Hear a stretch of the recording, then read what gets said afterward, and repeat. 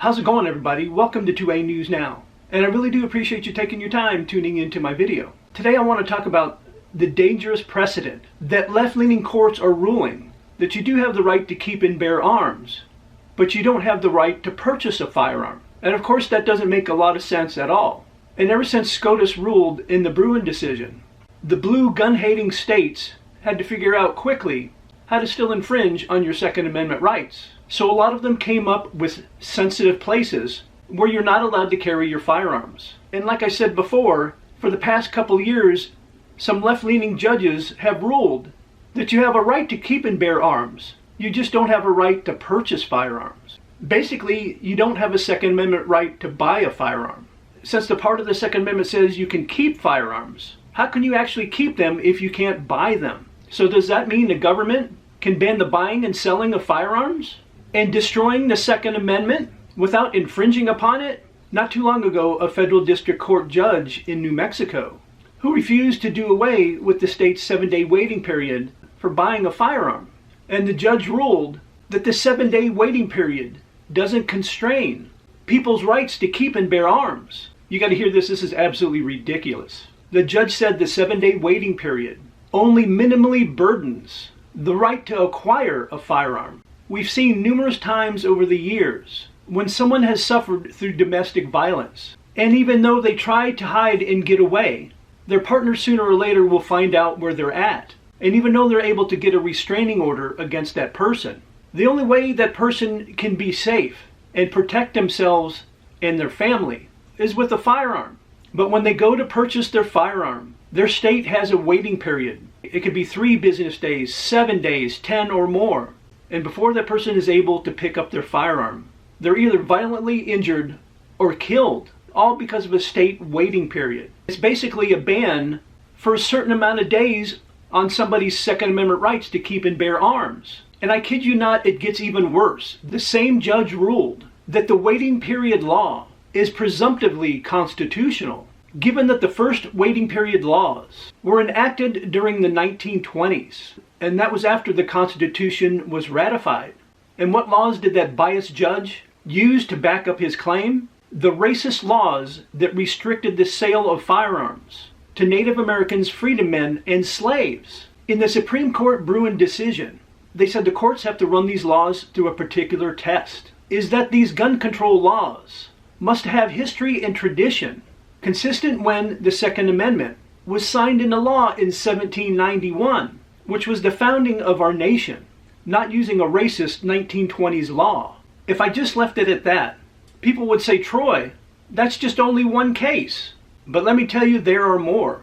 This year, the U.S. District Court for the Southern District of New York, that there is no Second Amendment right to purchase a second handgun within a 90-day window of purchasing a previous handgun. The case was Knight versus the City of New York. And this biased judge also said, the question thus becomes whether the waiting period before the purchase of a second handgun is conduct covered by the text of the Second Amendment. And the judge said it is not. So basically, you have a constitutionally protected right, our Second Amendment right, and it's being rationed by the government. So what if the government decided to, let's say, to limit the time you go to your house of worship to only every other 3 months, or limit your free speech to that same time period? Justice Clarence Thomas warned us about this happening, that federal courts are regulating our Second Amendment rights. Also, a U.S. District Court in Vermont, in a case called Vermont Federations of Sportsmen's Club versus Birmingham, and this was last year, and they upheld the state's waiting period law, and they ruled there is no Second Amendment right to legally purchase a firearm. In the ruling, it says the court finds that the relevant conduct through a commercial transaction on demand is not covered by the plain text of the Second Amendment, wrote the very biased judge, William Sessions III. He also wrote the plaintiffs may keep and bear arms without immediately acquiring them. And I said it earlier, how can you keep and bear arms if you don't have an ability to purchase them? Real quick, I want to apologize if this video is longer than usual, but I really want to get my point across. Last year, a U.S. District Court in Colorado ruled he would not put a stop to the state's waiting period of 3 days that was signed by their gun-hating governor. That court ruled that the Second Amendment doesn't explicitly say about anything legally acquiring a firearm. The court said, from this reading of the plain text, it is clear that the relevant conduct impacted by the waiting period, a receipt for a paid-for firearm without delay, is not covered to keep under the definitions provided in Heller. You got to hear this one.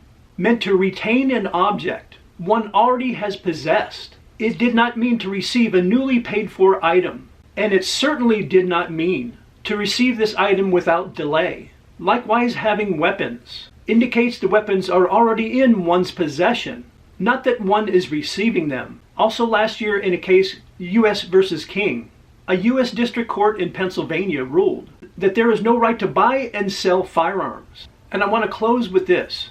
Remember 4 years ago, which a lot of us would like to forget, that in 2020 during the pandemic, that some governors actually closed down gun shops. The wonderful New Jersey governor Phil Murphy closed down those gun shops in his state. But not too long after he did so, he put a stop to that order and allowed the gun shops to open back up again, because he received a lot of backlash, because he wasn't allowing law-abiding citizens to exercise their Second Amendment rights. People needed those firearms to protect themselves and their family and their properties.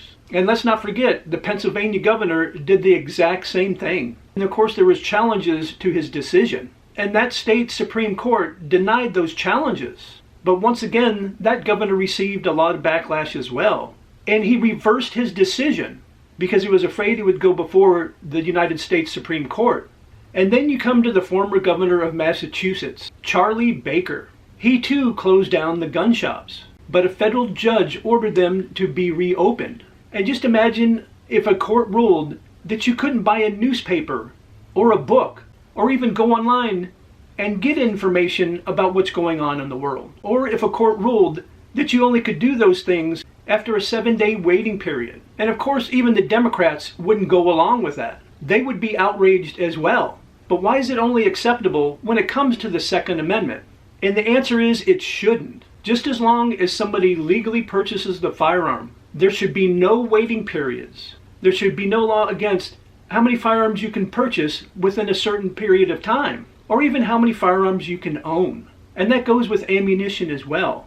None of these laws whatsoever affect violent criminals who use firearms to commit their crimes. They only affect the law-abiding citizens, and that makes it harder for them to protect themselves against those criminals. Let me know in the comment section, do you believe, like I believe, that this is a very dangerous precedent, that these left-leaning courts are ruling that you do have a right to keep and bear arms, but you don't have a right to purchase them? It makes no sense whatsoever.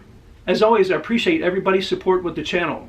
You guys are always crushing it by liking, sharing, and subscribing and hitting those post notifications, and I really do appreciate it. And I invite you to come back and watch my next video.